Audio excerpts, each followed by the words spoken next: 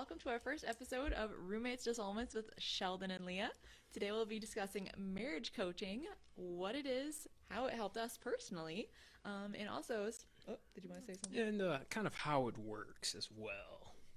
And then stay tuned for our segment part 2, where we'll be talking about kids in the fridge. Yeah, that's it's black and white segment, so it'll be more fun. The it's black and white segment's going to be a little bit more lighthearted, but you guys will get it when we get there. So. All right, well, what is marriage coaching? Let's start there.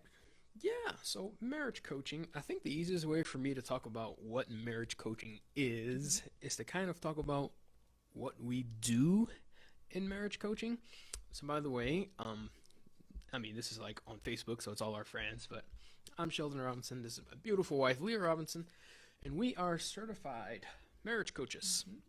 And what we do as marriage coaches is we come alongside of couples and help them to kind of set goals and plans in their marriage, what they want their marriage to look like, all right?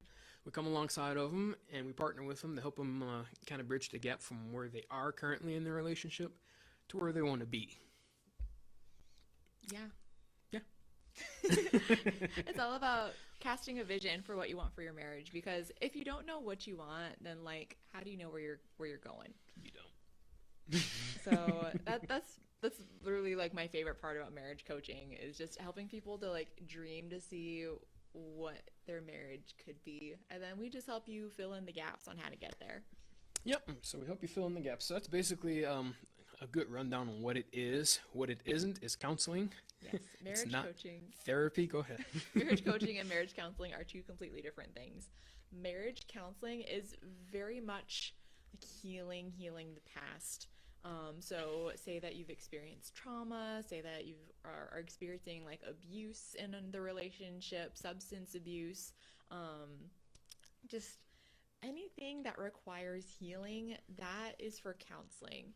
Marriage coaching is very much like you're a healthy individual, but maybe you're just kind of feeling like you're in a rut in your marriage. You feel like you're walking on eggshells around your spouse. You just like you're missing something, and you need a little coaching to figure out what that is, because a lot of times when you're like in the middle of a situation, it's really hard to really see what's going on. So it can be really helpful to get someone with an outside perspective looking in and maybe sharing a little insight on what they see and also what they may have already gone through to help you To help you overcome, right? Yes. I like to think counseling is for trauma, coaching is for drama. All right. So There we if it's go. something serious, and that I don't want to say something serious to say like you get coaching when it's not serious, but because definitely when small things go unchecked, they absolutely can accumulate and cause bigger issues in your marriage. So kind of a safeguard. I like to think of it as kind of no fault insurance Yeah. to kind of help your marriage move forward. So it's not blaming, it's not casting blame and shame on your spouse or anything like that. But rather we just work together. We come together, we work together, and we make it better. We help make it better. So, so what we do is we're basically trained to be really good listeners, and I think the best coaches sort of bring a level of skill and a high level of skill in listening, and then it's just kind of fine tuned. We ask really good questions to figure out what's really going on. And I like to tell people that I'm a really intuitive listener. So I don't just listen to what you say, I'm listening to what's not being said do at the same time, which is good because you never know, if you've got blind spots and things that you just aren't aware of, right? You can't help what you can't fix or help or change anything that you don't know if it's just a complete blind spot. Right. Yeah, so basically, that's what coaching is. Kind of how it works. Again, we'll ask very good questions. We'll get together. We do free consultations. You can head to our website, sheldonandlearobinson.com. There to book yourself a free consult. 30 minutes is a 30-minute consult. Yeah, about 30 minutes. About 30 yeah. minutes. It'll probably go a little bit longer because people like to talk. I like to talk, so. I like to call them marriage strategy calls because what we do, we're figuring out like the main thing that you want to work on in your marriage. And so I think the coolest part about coaching too is that it's not necessarily like us giving you this cut and dry, like black and white plan. Like the answer is literally within you. We just help pull it out because if you've ever gotten advice from someone, there's a good chance that you're probably not going to follow it. I mean, if someone just 100%. like gives me advice, it's like, that sounds great, but I mean, I don't know if it really is like for me sort of a thing. So Right. when you come up with your own plan, that is like so cool. You take ownership over it and it's way more effective. So that's another really cool thing about coaching. It's we're not just going to sit here and just give you all this advice while you just like sit there. Right. Like, are they done yet? Like it's a lot of fun. We really enjoy coaching. Yeah, it's very interactive and very customized to exactly what you want. If it is communication that you would like to see improved, it's a very broad term, and so to say that, we kind of got to figure out what's going on with the communication, where the breakdown is, or how do you feel the breakdown is. A lot of times people go, my spouse doesn't communicate, and I'm always like, and I don't blink. Right? That's like, you can't help but communicate. It's what your spouse is communicating that you have to figure out, and then what's causing them to broadcast such a message. And so that's kind of the way communication works, but more on that later. Maybe not in this, because I don't want to give you guys too much for free, because, people will freeload all day and never be like, okay, I need some help. Put some skin in the game, right? Like, that's how Planet Fitness makes its money. It's literally, it's $10. They give you pizza. They got rid of all the heavy weights, and they know you don't really have any skin in the game. Like 99% of the population can lose $10 a month and not even know it, right? That's what a drink and a third from Starbucks. You know what I mean? There's no skin in the game. Like if you want to lose weight, you go out and get you a personal trainer. That's skin in the game. That's accountability, right? That's gonna not even about motivation, but that's just discipline, right? So that's skin in the game. Same thing for your marriage. If you want to change it up, it's more than just getting the audiobook on Amazon and remembering to listen to it once or twice a month. Get some skin in the game. Get you some coaches. We're gonna hold you accountable. Accountability is a big aspect of what we do. Because when we help you develop those plans, or when you develop those plans with some guidance from your good friends, the marriage coaches, we hold you accountable. We're gonna check in and make sure that things are going the way you would like to see them go. So that's all part of it. It's a lot of fun. It's a lot of fun. It's a lot of fun. Very interactive. And so I guess we can talk a little bit about our story with coaching, how it helped us out in our marriage. Shout out to Pastor Carson. So I guess starting with our story. Okay, so after having our first child, It was tough. it was tough. It was Yep, tough. of course. People talk about like postpartum and stuff, and like, trust me, it affects men too. Like it's tough on it can be tough on everybody. Not everybody's story is exactly the same, but it can be tough for everybody. But go ahead. And so it's kind of like all the things that you didn't necessarily have under. I don't even know how to say this. So it's like the things that went unchecked before you have a baby, it's like after the baby's born, everything is just like magnified. Absolutely. And we just felt like our marriage was in a rut. Like we just felt a little stuck. Yeah. We both loved each other. We both want like no thoughts of like ever separating or anything like that. It just wasn't working. It's just something was up. Yeah, So, it wasn't so much a growing apart as it was just a drifting, right? Where it's like there's no real direction on other than like keeping the child alive because Right. you turn up a dead child, somebody's going to prison. So we understood we got to keep the kid alive, but keeping the kid alive doesn't improve this relationship right here. So. Right. It's like we felt like we were more like roommates than like super close, and we used to feel super close. We're like, what happened? So I had this marvelous idea She of did. chatting with our new pastor. She didn't even ask me about it. Yeah, she was like, "Hey, we're going to talk to Pastor Carson." I was like, "All right." So I don't really know everything that went on in his head, but he agreed to it. Not super begrudgingly, but No, I don't know. It's just I was just going. so anyways, we went there, and it was really helpful. It was. He kind of got us to talk a little bit about what we were going through, what we were feeling. we actually found out that most of what we were dealing with rooted in the first year of our marriage, which interestingly enough, it sounded like that's where most people kind of is where you like develop the habits that will continue throughout the rest of your marriage. So if you develop bad habits, if you don't recognize and fix those, then like you'll just continue to live it Snowballs. Yeah, and it can snowball and be absolutely detrimental. So he helped us. He listened to us. That was the first thing. When you think of marriage coaching, I want that to be the first thing you think of, is somebody listening to you. Listen to, you're able to talk about what's really going on. And usually you need some sort of a mediator in order to be able to do that fairly within a marriage. Because husbands, you already know, like, you said the wrong thing, she's crying, and then like you gotta put yourself on pause because now it's the water show, and but not just kidding. But anyways, that's part of it. That's partially true. But anyways, so he listened, and then we came up with an idea for a couple of date nights. And during those dates, we were able to talk and like really work things out. And the difference for us, we saw the difference almost right away. It was so night and day that it's one of those deals where like something small happened, but then later on you realize you can't move on from it. Like, that was really cool.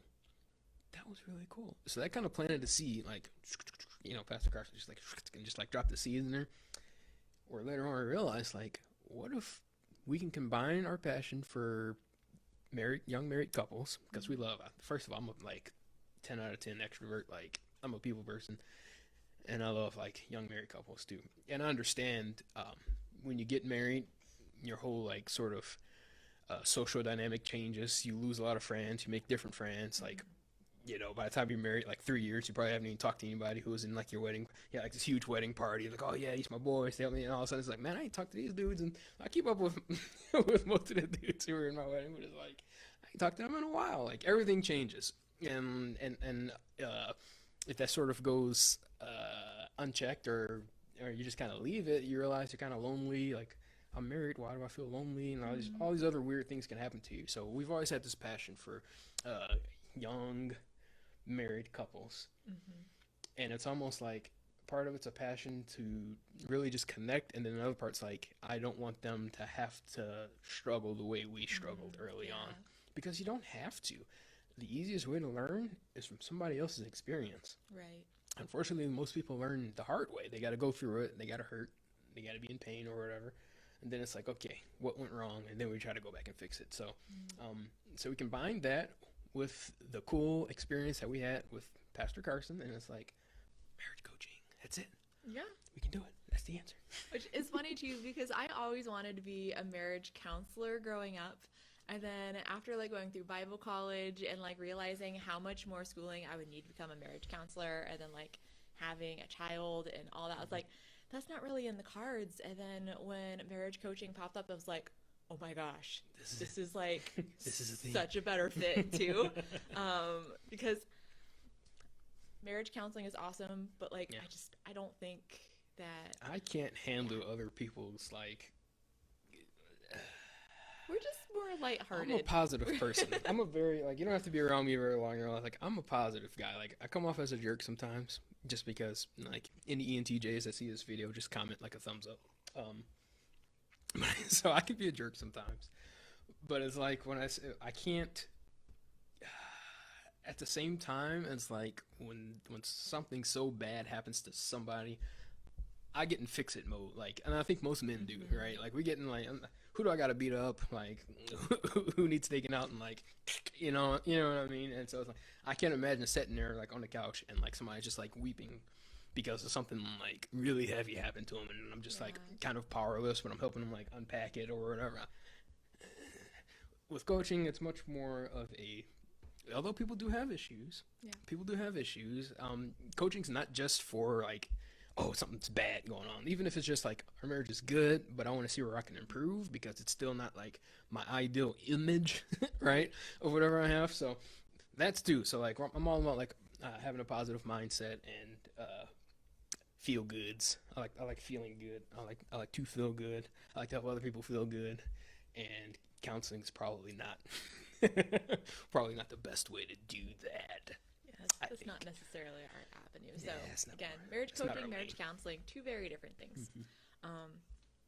In our free consultation, we can even kind of help you decipher if you think that marriage counseling would be better for you or not. But most likely, Yep. Yep. I've got no hesitations about giving somebody a recommendation of get therapy. Get therapy. yeah, because This ultimately, is not a shortcut. Yeah. This is not a shortcut to like, okay, I've had some like serious trauma and like, oh, the coaches are cheaper, so I'm just gonna. I'll tell you, like, hey, look, you got some homework to do, and I'm not the teacher that's going to create that assignment. So, anyways, ultimately, we want you to win in your marriage. yeah, So freaking and you can win in your marriage. That's the other thing. Like, you can win. So again, head over to SheldonandLeaRobinson.com. That's Leah with no H. Okay, we'll probably just post like in the comments or something, Yeah. like the link or whatever, and you can book your free marriage strategy session. We'll talk it out. You get to know us a bit better. We'll get to know you. We'll figure out where you are. We'll figure out where you want to go, and then we'll show you how we're going to help you get there if we decide to work together. Cool. yeah, so I think that we are ready to jump into our second segment. We're ready to jump into our second segment here, and so it's called "It's Black and White." We got to get like some like when we edit this, we got to get like some graphics or something like, you know what I mean, like and like get like some boxing gloves or whatever. But basically, since this is episode 1, I'll sort of explain what "It's Black and White" is. One, it's a pun because I'm black and she's white. In case you didn't catch on yet. Should have waited for you to take a sip so you could spit it out. But all right. So Got expensive stuff here, honey. That's true. That's true. That'd be bad. But so it's black and white. We'll be talking about some more lighthearted things because again, positivity. So we talk about some lighthearted things that because when you get married and it's two people coming together, you have some different viewpoints on certain things, right? And so that's all this segment will be. We'll be discussing something a bit more lighthearted that we disagree. How do you say disagree? We just had different viewpoints on, and then like when it finally comes up in your marriage, you find out like, oh, weird. That never happened to me as a child or whatever, and it kind of shapes and informs the way you parent. So anyways, so that's what we're going to talk about. It's black and white. Segment number 1. We're going to talk about kids in the fridge. Do you want to start it? Okay, I'll start it. So growing up, Y'all listen to this. I was allowed to go in the fridge and like grab a snack whenever I wanted. And talking to Sheldon after having our own toddler starting to open up the fridge, he Toddler. revealed to me that he was never allowed to go in the fridge when he was a kid. And like maybe not even so much with my parents. Like my mom, if you're in here, like you can comment. But maybe not even so much with my parents, especially like your grandparents and stuff. Like kids don't go in the fridge, man. Like if you bought something to put it in there, all right, have at it. But like having a 2-year-old, like just snack. I'm like, hold on, like like just bells are just going off in my head. I'm like, no. Like, get out of the kitchen. Like, you don't belong in the kitchen. First of all, it's dangerous in there because she'd be in there throwing down. It is dangerous. You got like hot oils going on, like frying She'd be things, frying up that chicken. pans, Frying up- water, sprinkling that boiling lollies on the chicken. water, and like it just takes like an instant for like something to go Something bad can absolutely happen. awry. Something bad can happen. But like back to the fridge thing, I just thought that was like wow, because as a mom and like reading all these like mom posts and videos, like I even see moms like having this whole drawer in the fridge designated to the kids' snacks. That's a thing. Yeah. They'll even put it like down low so that the kid can get to it. Because then they don't close the fridge. And now you're losing food because it's going bad. Too much can go wrong doing that. Too much can go wrong doing that. That's not kosher. Like when I grew up, you ate what you were given. And that was it. Now you might sneak like later on, like when I was a little bit older, I'd sneak a slice of cheese or something. I thought I was sneaking. Everybody knew that. Like, you're walking around with cheese in your freaking pants and it's just swishing around, or whatever. Like, oh, I'm gonna eat this slice of cheese. Like I don't know, I was like a little mouse or something. I just love to eat cheese. Little slices of cheese and little Kraft singles or whatever. Little Kraft singles. Yeah, little Kraft singles. But no, by and large, that was not a thing. And I'm kind of more into what you have been saying about the fridge because I mean when we talk about toddlers and eating dinner, I think any mom with a toddler can say that is normally just a nightmare, hit or miss. They might have a couple bites, and then it goes into the whole thing. Okay, do you just like give them healthy snacks throughout the day? Like, should I be trying to make dinner like an actual thing? Should I not worry about dinner? And it's interesting. So I used to be a nanny, and I like learned things from other nannies and like other people who had routines throughout the day. And there was one family that they had breakfast, they had mid-morning snack, lunch, one afternoon snack, and dinner, and there was no getting snacks in between that. And when I heard that, I was like, you don't need a snack in between all that. It's like five. That's like 5 meals. What do you need a snack for in between that? And that like just reduces the constant, "Mommy, I'm hungry. Mommy, I want a snack." And it's like, no, you can have food at dinner. I'm not going to be getting you 500 snacks throughout the day. I'm trying to do something. It reduces arguments, which is something that we were having issues with our toddler coming into the kitchen. He started making demands. Yeah, making demands. You got the nerve of making demands. You can barely talk, and you got the nerve to come up my fridge, up in my kitchen, making demands. Not even asking, demanding. Yeah. I don't think so. And it just ended badly every single time. Like, I got frustrated, he got frustrated, and when I say he got frustrated, I'm like, my toddler got frustrated. And fellas, you ever just come home and the vibe's just off in the house, and you're just like, man, this was some chaos in here while I was at work, and you don't even want to ask, right? Like, you just like, like, all right, time to go take a poop.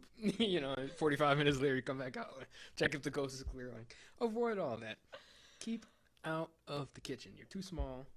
It's too dangerous. There's knives. There's hot stoves. And all that. Like, and then you don't get to go in the fridge and be eating my food that you ain't purchased. Like, here, parental rights. We get to go in the fridge. Like, if I want a snack, I get the snack. Like, And then, yeah. So, anyways, not to beat the dead horse. We just whacking at that sucker. Just it's just dead. Eyes rolled off the back of his head. But yeah, that just wasn't a thing. Yeah. So after months and months of Sheldon suggesting this rule of, I'm always right. I'm always right. It just takes a little while for her to catch up to my correctness. So it's like, all right, babe, I'll wait for you. I'm a patient guy. Guys, it's really annoying. Like, his personality type, ENTJ, it literally says they are right, like, the majority of the time. So I'm not betting 1,000, but it's at least like 997. But anyways, so I after a while realized, like, okay, I don't want this friction between me and my toddler. I just want peace in my home. So Shalom in the home. We have been implementing the rule: no toddler in the kitchen. No toddler Stay out of my in the fridge. Stay out of my fridge. He still tries to go in there every now and again. It's like, Elijah. He just turns back around. Like, all right. Got to put on the dad voice every now and again. Happens. Yep. So anyways, we would like to hear from you guys. What are your thoughts on kids in the fridge? What are your thoughts on kids in the kitchen? Let us know in the comments below. Yeah, don't be lying either. If good and well, if your kid be in there just running the show in your own kitchen, you can't get nothing done because he in there, snack, cracker, cheese, and you're just like, okay, just comment. Be like, yeah, that's me. I struggle. Don't be lying. Don't be lying. Jesus knows if you're lying. Jesus knows. Oh my gosh, that just reminds me of Bible college when shout out Indiana Bible College. There's a lot of times when like the professors, they'll just kind of like, did you read the Brother homework Kilman. assignment? Shout out to Brother Kilman because he was. I think Brother Kilman was probably the main one. It's like whatever the chapters were. It's like, did you read these pages? And you just like. And you're at a Bible college. So, I mean, if you didn't read it... Do I go to hell, or do I just get this question wrong? Right?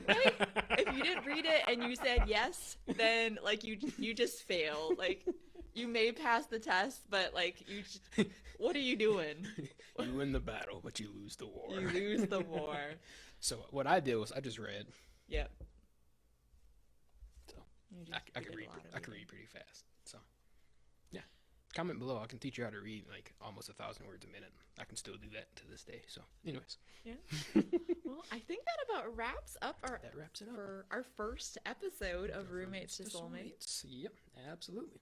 Thank you guys, you viewers who did see this live, or at least parts of it live. We realize it's Friday at like 7:30.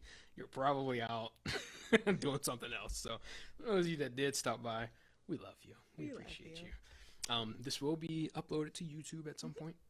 Our YouTube channel, Roommates to Soulmates. With Sheldon and Lea. So same thing. You kind of see the consistency here. I got some consistency going. But anyways, so this will be uploaded to YouTube if it turned out well in terms of audio. Nobody commented that they couldn't hear us, so I'm assuming it went well. So Yeah, we're hoping that you guys can hear us and we're not just. it's like they keep laughing, but I don't know.